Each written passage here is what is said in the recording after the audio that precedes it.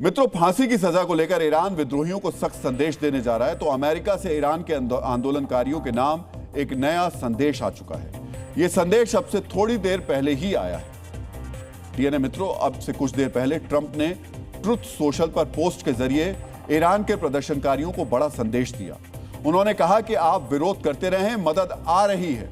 Trump ने संस्थानों पर कब्जा करने की अपील प्रदर्शनकारियों से ईरान के साथ सभी बैठकें रद्द करने का भी ऐलान किया है। उन्होंने कहा कि जो लोग प्रदर्शनकारियों की हत्या कर रहे हैं, उन्हें इसकी बड़ी कीमत चुकानी पड़ेगी। यानी ये पोस्ट भी ईरान पर हमले का बड़ा संकेत है। डीएनए मित्रों, पिछले 15 दिन से ट्रंप ईरान को धमकी दे रहे हैं। ईरान में प्रदर्शन की शुरुआत में ही ट्रंप ने कहा था कि अगर प्रदर्शनकारियों से सख्ती की गई तो वो जवाबी हमले के लिए तैयार रहे। ऐसे में ट्रंप के अगले कदम पर पूरी दुनिया की नजर है। इसका कारण यह है कि ईरान प्रदर्शनकारियों के खिलाफ बहुत ज्यादा सख्ती कर रहा है। एक तरफ प्रदर्शनकारियों पर गोलियां चलाई जा रही हैं, तो दूसरी तरफ उन्हें फांसी पर लटकाने की तैयारी हो रही है। ऐसे में ट्रंप के लिए अब ईरान को लेकर निर्णायक समय आ गया। अमेरिका में आज की रात ईरान को लेकर फैसले की रात है। ट्रंप ने ईरान पर अगले कदम के लिए अपने प्रशासन के बड़े अधिकारियों की बैठक बुलाई है। इसमें विदेश मंत्री मार्को रूबियो, रक्षा मंत्री पीट हेग्सेथ और अमेरिका के सर्वोच्च सैन्य अधिकारी जनरल डैन केन शामिल होंगे।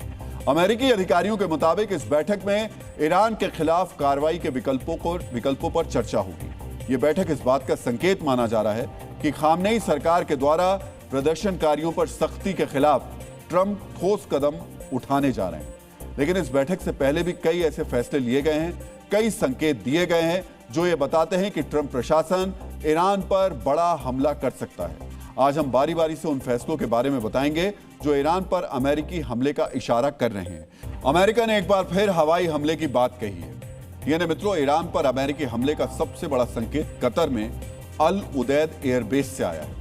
यह मिडिल ईस्ट में अमेरिका का सबसे बड़ा और सबसे महत्वपूर्ण सैन्य अड्डा है। पिछले कुछ दिनों में अल उदैद एयरबेस पर अमेरिकी युद्धक विमानों की आवाजाही बढ़ गई है। यह एयरबेस ईरान की सीमा से केवल 200 से 300 किलोमीटर दूर है। यहाँ 10,000 से ज्यादा अमेरिकी सैनिक तैनात हैं। यहाँ विमानों की हलचल में बढ़ोतरी सीधे सीधे ईरान के लिए चेतावनी। अमेरिका ने जहां मिडिल ईस्ट में अपने सबसे बड़े सैन्य अड्डे पर सैन्य हलचल बढ़ाई है, वहीं उसने ईरान में मौजूद अपने नागरिकों से तुरंत देश छोड़ने को कहा है। अमेरिका और ईरान के बीच दशकों से जारी तनाव की वजह से ईरान में अमेरिकी नागरिकों की संख्या 100 से भी कम बताई जाती है। लेकिन ऐसे नागरिक ईरान में हैं जिनके पास दोनों देशों की नागरिकता है। अमेरिका की एडवाइजरी में इन नागरिकों पर खतरा बताया गया है और उन्हें ईरान से लौटने को कहा गया है। अमेरिका के अलावा फ्रांस ने भी तेहरान में अपने दूतावास से बेहद जरूरी कर्मचारियों को छोड़कर बाकी को वापस बुला लिया है। ऑस्ट्रेलिया और स्वीडन ने भी अपने नागरिकों को वापस आने के लिए कह दिया है। डीएनए मित्रों, अमेरिका के साथ साथ इजराइल ने भी तैयारियां शुरू कर दी हैं। इजराइल के स्वास्थ्य मंत्रालय ने अस्पतालों के लिए आपातकालीन तैयारियों की गाइडलाइन जारी की। इसका उद्देश्य अस्पतालों को किसी भी स्थिति के लिए तैयार करना है। ऐसा इसलिए किया गया क्योंकि अगर ईरान पर अमेरिकी हमला करता है तो इसके जवाब में ईरान इजराइल पर निशाना साधेगा। तैयारी मिडिल ईस्ट के देश भी कर रहे हैं। बहरीन ने नेशनल इमरजेंसी प्लान को एक्टिवेट कर दिया है। इसके तहत वार्निंग सायरन का टेस्ट किया जा रहा है। ओमान, कतर और यूएई में भी आपात बैठकें की जा रही हैं। एक तरफ ट्रंप ईरान पर हमले का संकेत दे रहे हैं, तो दूसरी तरफ ईरान और अमेरिका के बीच युद्ध टालने या कहें ट्रंप का हमला टालने की कवायदें भी चल रही हैं। डीएनए मित्रों, ईरान के विदेश मंत्री अब्बास अरागची ने ट्रंप के विशेष दूत स्टीव विटकॉफ से बातचीत की। कहा जा रहा है कि दोनों देशों के बीच बातचीत कराने में ओमान मध्यस्थ की भूमिका निभा रहा है। हालांकि इस बातचीत के बावजूद ईरान अपने रुख से पीछे हटने के लिए तैयार नहीं है। डीएनए मित्रों, युद्ध को टालने के लिए बातचीत की शुरुआत हुई है, लेकिन इस वार्ता से बहुत ज्यादा उम्मीद नहीं रखनी चाहिए। वेनेजुएला में निकोलस मादुरो को कैप्चर करने में मिली सफलता से ट्रंप के हौसले बढ़े हुए हैं। ऐसे में वो ईरान को लेकर अपनी शर्त पर अड़े रहेंगे। इस बातचीत की सफलता ट्रंप के आगे ईरान के झुकने पर निर्भर करती है। अब आपको यह भी जानना चाहिए कि ईरान के सामने ट्रंप की क्या क्या शर्तें हैं। अमेरिका ईरान से प्रदर्शनकारियों के खिलाफ हिंसा तुरंत रोकने को कह रहा है। अमेरिका सभी गिरफ्तार प्रदर्शनकारियों को रिहा करने के लिए भी कह रहा है। प्रदर्शन के दौरान 10,000 से ज्यादा लोगों को गिरफ्तार किया गया है। ट्रंप ये भी चाहते हैं कि ईरान के पास मौजूद 408 किलोग्राम उच्च संवर्धित यूरेनियम अमेरिका या अंतर्राष्ट्रीय नियंत्रण में सौंप दिया जाए। अमेरिका की पुरानी मांग है कि ईरान यूरेनियम संवर्धन पूरी तरह बंद करे, लंबी दूरी की बैलिस्टिक मिसाइल्स प्रोग्राम बंद करे, हिजबुल्लाह, हूती और हमास का समर्थन बंद करे।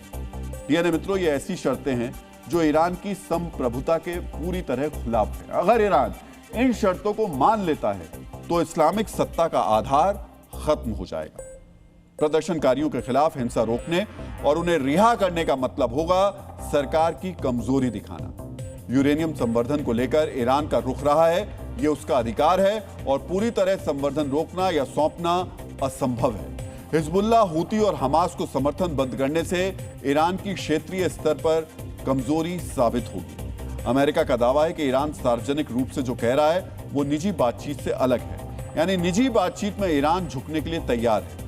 इसके बावजूद अमेरिका की शर्तों को देखते हुए बातचीत से ज्यादा उम्मीद नहीं की जा सकती। बातचीत सिर्फ कार्रवाई को टालने का समय बढ़ा सकती है। ऐसे में सबसे बड़ा सवाल यह है कि ट्रंप ईरान के खिलाफ किस तरीके की कार्रवाई कर सकते हैं। क्या पिछली बार की तरह अमेरिका के निशाने पर ईरान के परमाणु ठिकाने होंगे या इस बार खामनेई और उनकी सत्ता से जुड़े लोगों पर पिन पॉइंट करके हमला होगा?